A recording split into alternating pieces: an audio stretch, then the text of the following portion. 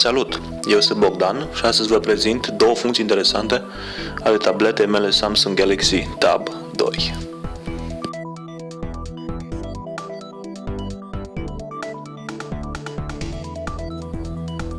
După cum probabil ați observat, prima funcție interesantă pe care am folosit-o este cea de cameră video pentru mașină. Aplicația folosită se numește Autoboy Black Box, care se găsește gratuit în Play Store.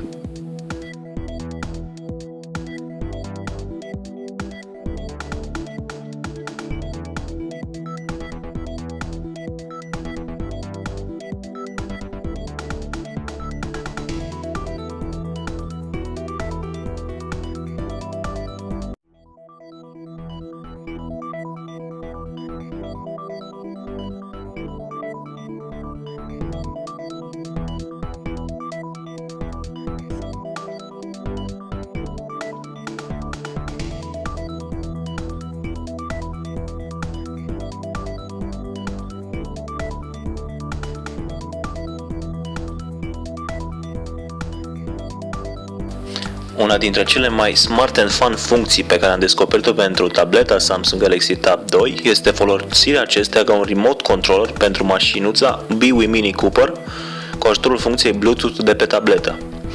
Aplicația pentru control al mașinii o găsiți gratuit în Play Store. Aceasta se numește BWI Control Pad. Distracția este garantată alături de Samsung Galaxy Tab 2.